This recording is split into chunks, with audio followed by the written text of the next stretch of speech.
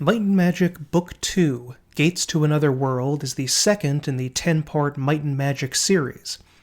It was released in 1988, 2 years after the original Might and Magic. The game was designed and programmed on the Apple II by John Van Kegenem, or JVC, the father of the Might and Magic series.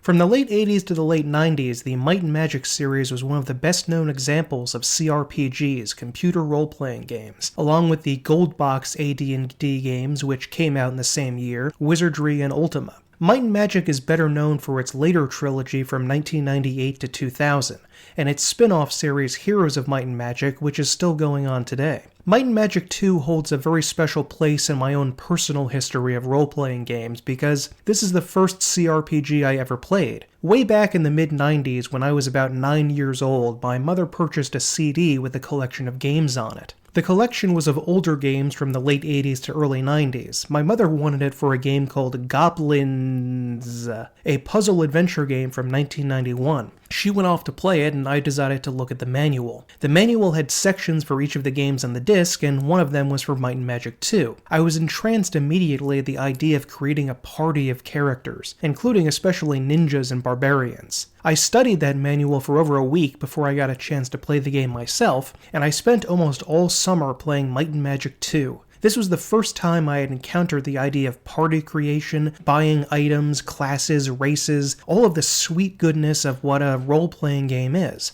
I started playing AD&D later on in the year as a direct result of exposure to these ideas in Might and Magic 2. I hadn't played the game in a very long time, since the early 2000s, but decided to give it a go recently and see if it lives up to my memories. The game starts off with the option to create a party or choose the pre-generated party. A word of warning is that if you make your own characters, and why wouldn't you, that's the funnest thing about these games, they will not have any gold and you will need to recruit all of the pre-made party, pool their gold, and transfer it to one of your own characters in order to start with anything at all. The game has the standard set of classes you'd expect for a medieval fantasy game, such as knights, which are like D&D fighters, clerics with healing and utility magic, sorcerers with the best damage-dealing spells, and robbers, which is their name for thieves that can unlock doors and disarm traps, and also occasionally get a backstab on someone in melee combat. There are also some specialist classes like the paladin, which is a mixed cleric fighter, and the archer, which is a mixed sorcerer fighter. The archer cannot use shields, helmets, or heavy armor, and they have a spell level that maxes out at 7, and it takes them a lot longer to reach that than for a sorcerer. But the archer still ends up being one of the most useful classes in the game because of all the extra damage spells they get. Might and Magic 2 adds 2 new classes to the mix, the barbarian and the ninja. The ninja is a robber-like class with lower thieving abilities, but the chance of getting a critical strike in melee, which is like a backstab that does a massive amount of damage. The barbarian is probably the weakest of the bunch. He can't use anything better than medium armor and can't use bows or crossbows,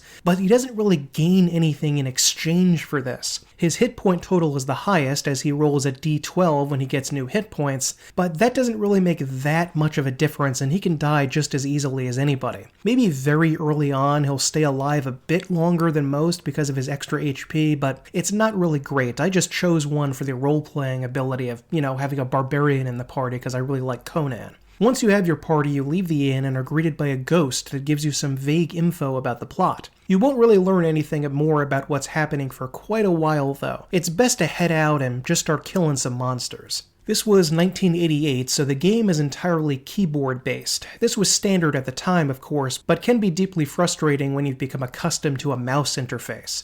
Transferring items, buying things, viewing characters, casting spells, almost everything involves a flurry of taps on the keyboard. It can get quite tedious and confusing doing this over and over again. Though I got used to it after only a few hours of play, it doesn't really impede combat either, so I just overlooked it. Combat is what consumes an enormous bulk of playtime. Easily over 50% of your playthrough will be in combat of some sort. Each encounter has an element of randomness about it based on who is able to engage in melee combat. You'll notice here that some monsters and some PCs have a check mark next to their name. This means that they are in melee range and can use weapons like swords, spears, maces, etc. No check mark means they are limited to ranged weapons like bows or casting spells. Generally, the first 2 characters are always in melee range and the last 2 are always out of it, but sometimes just the first player is capable of melee and the the second guy can just strike with a bow. This gives you an incentive to provide all of your PCs with ranged weapons as a backup just in case. Why a character in a given encounter can strike with melee or not is a bit mysterious and seems random, especially with the characters in the 3rd and 4th rank who seem to have a 50-50 chance to be there or not. Interestingly, if you are ambushed by an enemy and surrounded, all of your characters, even in the back row, can use melee attacks. This can sometimes be used to whittle down tough opponents if you are lucky enough to be attacked by a pack of melee opponents, but only 2 of them are in melee range. The rest have to wait their turns while you hit the back rows with spells. Speaking of spells, there are a wide variety to choose from.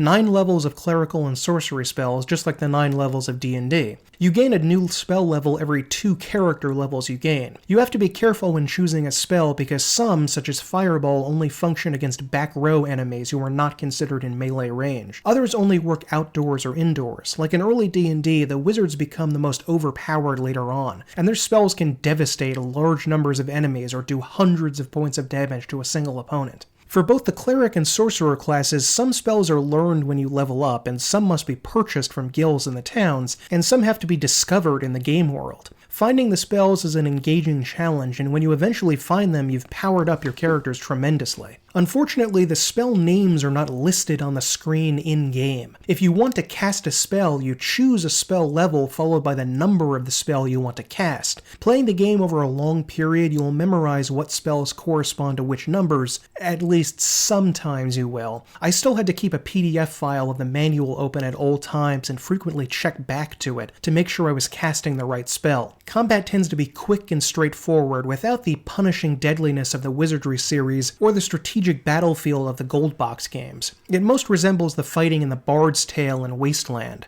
Occasionally you will be confronted with a large number of enemies, a huge number, like 100 or 200 of them. These fights are really just a chore, but fortunately they're rare and tend to be optional. You can hold down the spacebar while fighting to speed up the process. Overall, I loved the combat in this game. A good combat system should include multiple battle options for each character that require tactical choices and good judgment in order to engage your mind each time you fight. Couple that with tough enemies that aren't too brutal, you can't resist them, and you've got a top-notch battle system you'll want to go to again and again. Visually, the game is a major improvement over the previous installment in the series, which was more text than graphics. Here you get to see the innkeepers, blacksmiths, enemies, and other NPCs. They even have a limited animation. This is in contrast to the NPCs of the Gold Box games that are just a still image. In the DOS version, all of the floors are a checkerboard grid, which does not lend itself to immersion in the game. It looks a little bit too fake. All of the NPC encounters, by the way, only appear when you step onto the designated square. The entire game seems blank at times, and the only way to find out where everything is to go over every square, and someone will just pop up on the screen. Along with the random battles, there are set locations for monster encounters that always occur on the map. Even after beating the enemies, if you leave the dungeon and come back, they will be there again. On the battle screen, your characters are never seen, but you do get a picture of the monster you're fighting. Confusingly, the only graphic that appears is the first monster in the stack you encounter, and that doesn't change even if they are killed and replaced by something else. So if you're fighting cloud dragons and knights and all of the dragons are slain, the game doesn't shift to an image of a knight to represent the new enemy in line. This can be quite confusing if you don't really know based exclusively on the name what kind of enemy you are fighting. You can end up wasting spells exclusively for the undead because they have a name that sort of sounds like it's for the undead. The graphics are what I would call charmingly low quality. They have a kind of goofiness to them suggesting a middle schooler's interpretation of how to draw a minotaur or a zombie. I don't mean that as an insult, by the way. I really like the monster design in this game. And there are a huge number of monsters to fight. Liches, multiple types of dragons, elementals, druids, knights, elves, dwarves, orcs, pegasi, and many more. I don't know why the Pegasus can breathe fire, by the way, but watch out for those guys if you run into them. The monster animations are also pretty simple, but enough to convey a feel for the battle, and I think it looks kind of adorable. Clerics have mostly utility and healing spells, but they get a few offensive things sprinkled in too. They also get the incredible Turn Undead and Holy Word spells. Holy Word is like a supercharged Turn Undead, and they can instantly destroy any undead creature you're fighting. Some enemies can only be hit by male or female characters, so you have to have a mixed party in order to fight. Or you can only be damaged by physical or magical attacks respectively, rendering some characters super useful and others super useless. Trial and error when fighting is important to discern what monster can be damaged by what attack. Because the same sprites are used to represent similar monsters with similar names like ghosts, phantoms, and phase spirits, each with their own abilities and resistances,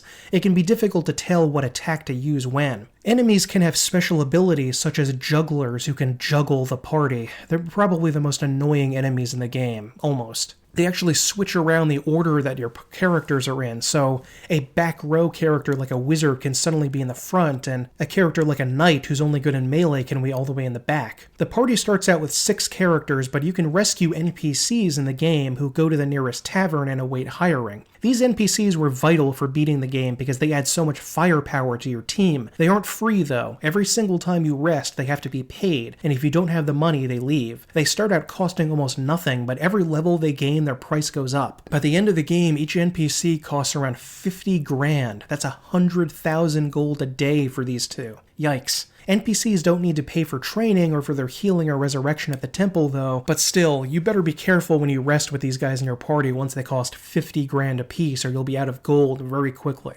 Probably the most interesting thing about Might and Magic 2 is how it shows the player what to do. There is some very brief explanatory story in the manual, but after that the game is extremely vague about where to go and why. Compared to more modern games that have quest logs, map markers, and everything to keep a player from stopping the experience, this game requires that you seek out clues in order to know where to go. They must be written down by the player as there's no logbook in the game. The clues are often mysterious too. Even if they tell you exactly where to go, why you would want to go and how dangerous it is and what reward you're going to get are often left blank. The clues are found written on the walls of various dungeons, told to you by passing citizens, received from quest givers, and heard as rumors in taverns. Bartenders give different advice depending on what day of the year it is, by the way, and new ones can appear after a while. You'll need to refresh your memory about what clues you have as you play, lest you forget. At the very start of the game, you're greeted by a Pegasus that tells you if you learn its name, he'll reward you. And if you find his name and find his lair, he'll give you a ton of gold. But finding that name and even remembering that he told you this can be really difficult unless you constantly refresh your memory about what clues you've written down. Though combat is a major focus of your time, you can't ever let it bog you down because ultimately the hinge that this game turns on is exploration.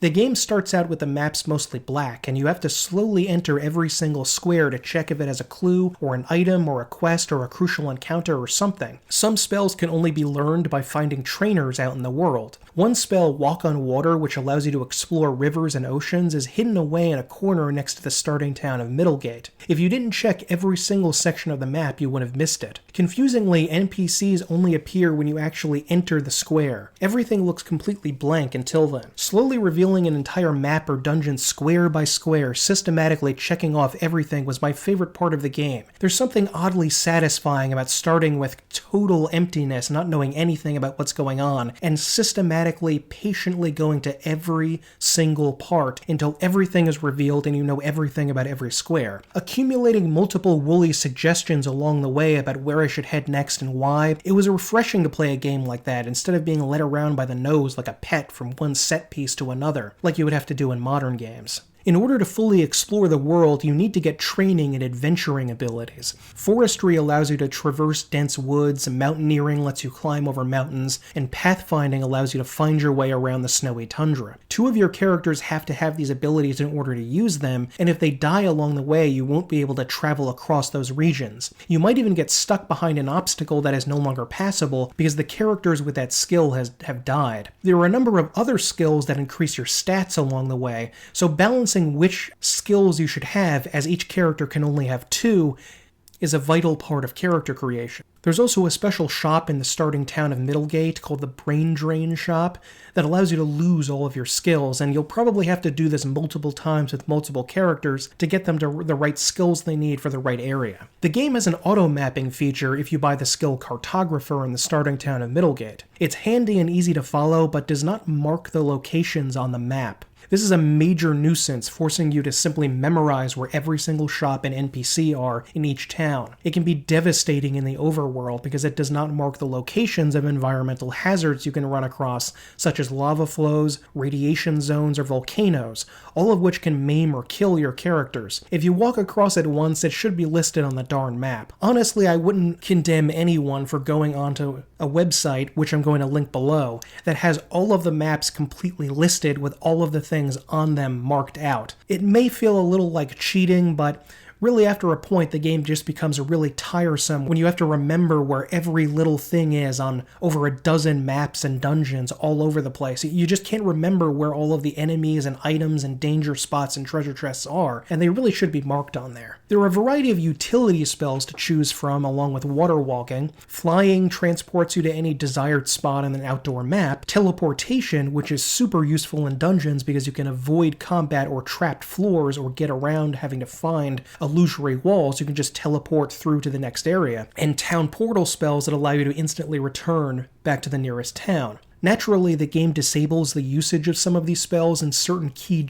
dungeons, so you can't skip through those tough areas. As with any RPG, gaining levels and rising in power are a central aspect of Might and Magic 2. You start off pitifully weak. An entire party kill is likely to occur in at least 50% of all battles in the first few hours of play. That's worse than even the wizardry games. The first 3 or 4 hours of play are tedious and frustrating. There is a big difficulty wall that you have to cross. You have to work and work hard to reach that level 3 or 4 before the game settles down and becomes playable. I can see people abandoning the game after that brutal couple of hours, expecting the rest of the game to be like that, but it's not. The game calms down after that savaging that gives you in the first few hours. Not to say the game is easy, it definitely is not. There is sort of a way to distinguish how difficult certain areas are going to be, but it's easy to think you're going okay on a map or a dungeon and take one step too far and be up against enemies way too challenging for you. Even gathering treasure at the end of a fight, typically a straightforward process in an RPG, is unusually savage in Might and Magic 2. Just because you've defeated your opponents doesn't mean you're out of danger.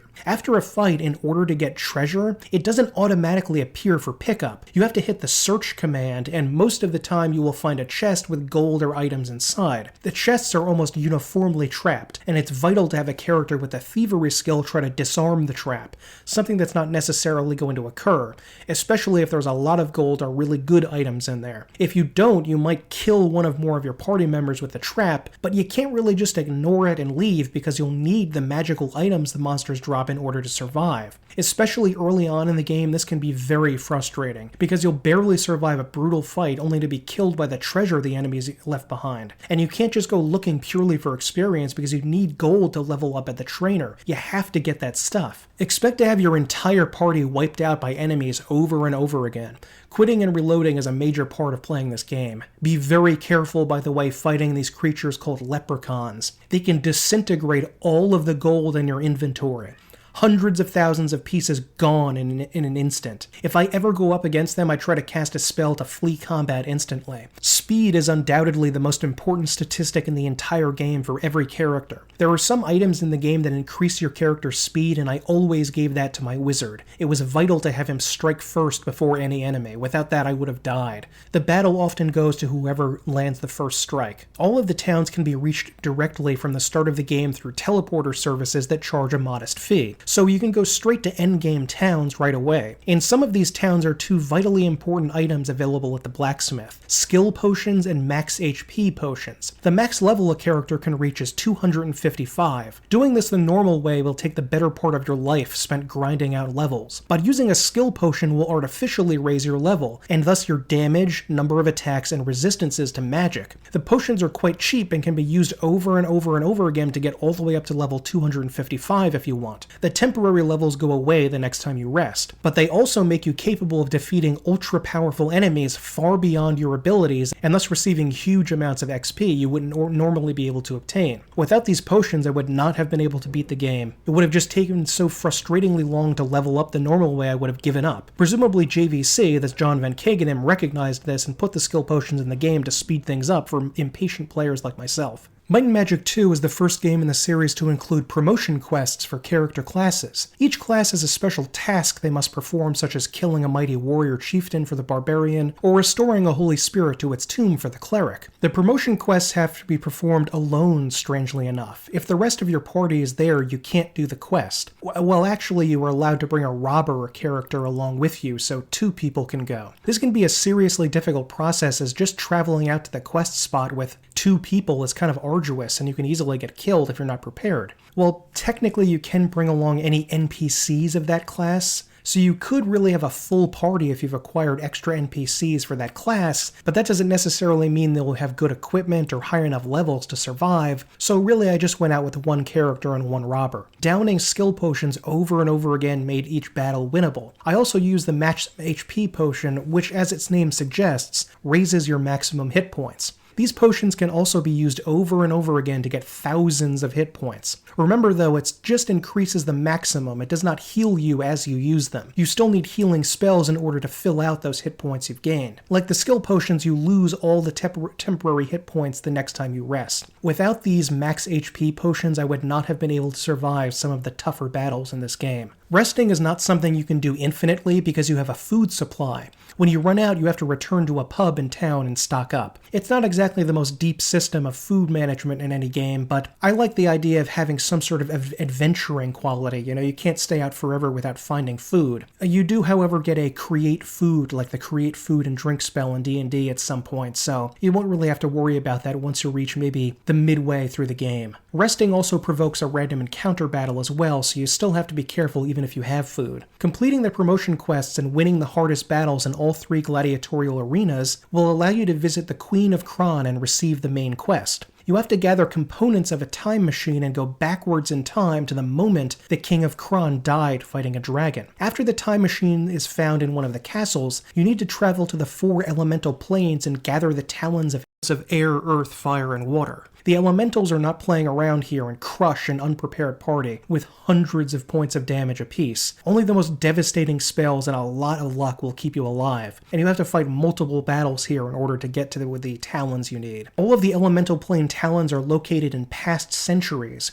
When you go into the past, you return to the future randomly when you rest. Sometimes it happens right away, other times you may need to rest over and over again before you return. It can be painful defeating all of the ultra-tough monsters and then dying to a random encounter while resting before returning to save. With all of the elemental talons and time machine equipment, you can find the king in the past and help him defeat the dragon. The king is then alive in the present to give you the final quest of the game. All of your problems seem to stem from old Sheltem, the wizard villain of the first 3 games. You can now enter the final dungeon and challenge him. I haven't spoken yet about the most important factor, the most unavoidable fact of playing this game is how it handles saving. In the modern era, most video games have very generous checkpoints that track your progress or the ability to save anywhere you want. Or at least like in the Souls games, the game is always auto-saving even if you die and get sent back to the bonfire. Might and Magic takes a very old-fashioned attitude towards recording your progress, like in the earliest wizardry games. You can only save the game by returning to a town and going to an inn. It's an all-pervading sense of fear every moment you're out and about doing anything at all.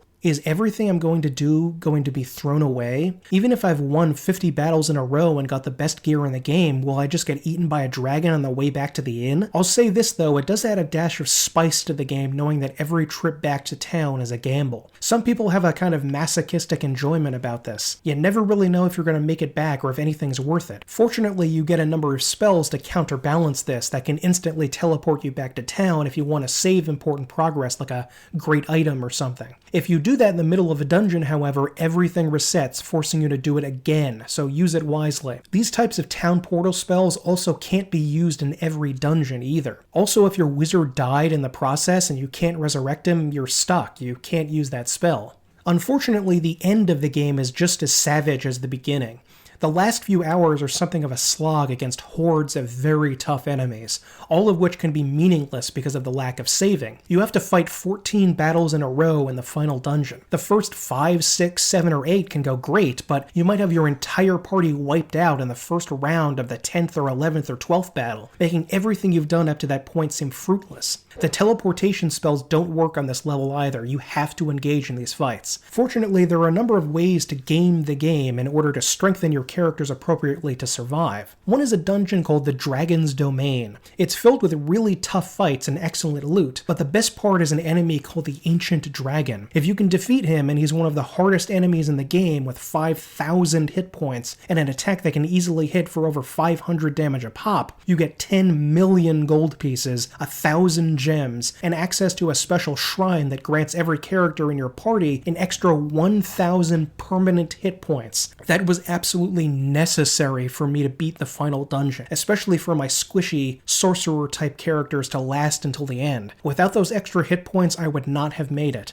Another trick is finding a place on one of the maps called the Gates to Hell. There you'll encounter hundreds of corpse cats, an undead creature that can all be instantly destroyed by the Holy Word spell, and a monster called the Cat from Hell. It's very, very tough and can easily deal hundreds of points of damage to each character when it invokes its special power, but with enough skill potions and max HP potions, it's easy enough to take down, granting you about 1,000,000 experience points and a chance to drop very powerful items, like this plus 22 maul I picked up there. There are other tricks too, like using a place called the Circus to increase your character's overall stats. Once you get your characters to an appropriate power level, and you manage to make your way all the way through the grueling final dungeon, you face Sheltem. It turns out that Sheltem is an android sent by a race known as the Ancients, who are responsible for seeding life on a number of worlds in the galaxy. The Might and Magic games were following a pattern where they introduced science fiction elements towards the end of your quest, and that goes all the way up until Might and Magic 7 and 8 too.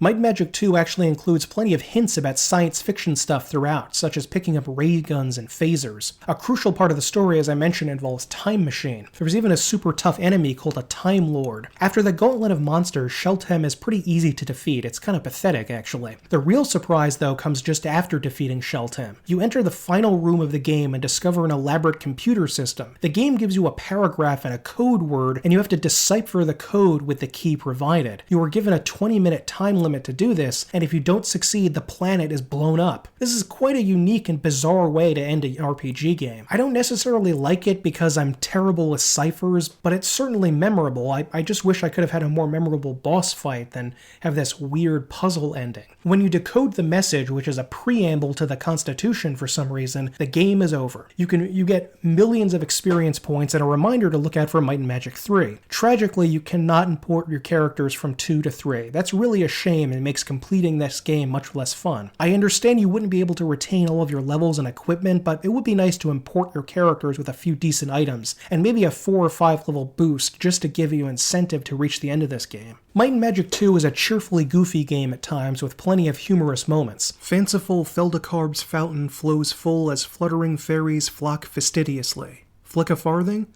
Fool, you have no farthing to flick. Also, when you stumble across this village that says nestled before you is a peaceful goblin village whose destiny is to be slaughtered by ruthless adventurers. Attack? Or finding the ultimate gourmand. There's a variety of foodstuffs available at each tavern, and they seem kind of pointless at first because they don't really do anything. If you eat every dish at all 5 towns, though, the gourmand pronounces you a true foodie and gives you a massive XP bonus. It's a simple way to level up early on. The man that owns the time machine is Lord Sherman, and his son is Sir Peabody, and the time machine is actually labeled the Wayback Machine. I also enjoyed that a number of enemies at the start of the game are called hunchbacks or beggars, or cripples, so you start the game as a nude murder hobo killing other beggars for food. The game never gets as serious as Ultima or Wizardry occasionally would at the time. It just remains a kind of level of lightheartedness that I really enjoyed. The game was ported to a number of systems over the years, including a far superior looking version on the SNES and Sega Genesis. The 16-bit systems have far better graphics, including actual floors instead of a green checkerboard. Playing them on an emulator also gives you the opportunity to cheat by using save states. To be honest, I wouldn't condemn anyone for doing that. If you want to try out this game, you may want to go for those 16-bit versions, because I lost so much time and effort and energy and accrued so much frustration just because of the save system. The two 16 16-bit versions also contain a soundtrack for the game. It's not the best soundtrack of the 16-bit era, far from it, but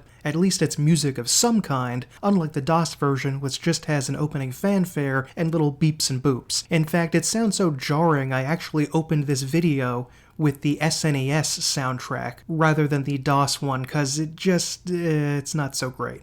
The game is currently available on GOG for a reasonable price, especially when it goes on sale. It's sold with a collection of the first 6 games in the series and can actually be quite cheap. The GOG version comes with a handy configurator for DOSBox that lets you resize the game window and play it in windowed mode, which I found to be necessary in order to check back and forth between this and the PDF over and over again. Returning to the game that started me on the path of CRPGs and pen and paper RPGs was a remarkable experience. I was surprised at how much I still enjoyed this 30-year-old game. There were a few headaches to get over, like the overly difficult beginning or the irritating keyboard controls, but they were minor nuisances. The character creation and development is rich and rewarding, finding treasure is exciting and challenging, the combat is engaging and addictive, and especially the exploration kept me going in Might and Magic 2. I wanted to go just a little bit further to explore just one more map or one more square in a dungeon to see what was there, and see if I could finally find the last third of a clue that made a vague statement someone made in a tavern finally make sense. It's not a perfect game and lacks the depth of story that the Ultima games were going for at the time, or the Wizardry games soon would with their 6th and 7th entries, but Might and Magic 2 was a humorous, lighthearted, enjoyable role-playing experience, set in a mysterious world, and captured my heart as a kid and made me fascinated until an adult with this concept of role-playing and all of the different systems involved with it. I would still highly recommend this game for anyone interested in the history of CRPGs. It was made at the end of an era in the 80s and feels like it stood at the peak of that first decade of CRPG games before they began to radically change in the 1990s. It didn't necessarily expand or transform the genre, it just took what the genre had and did an excellent job providing you with that experience. With exploring a fascinating fantasy world, fighting monsters, becoming a hero. It's not the deepest experience in the world, but even this fairly shallow one gave me this lifelong appreciation and love for RPGs, for playing a role, for creating characters that I'm always going to have, and I'm always going to be thankful to Might and Magic 2 for giving that to me when I was under 10 years old. It's a great experience and I highly recommend it.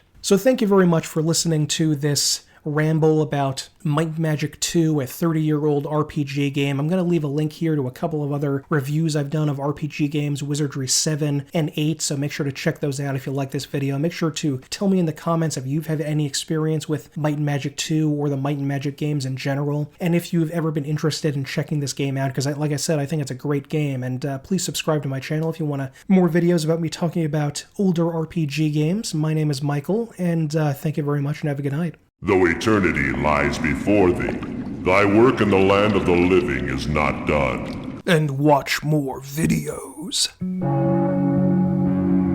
Hail the dead.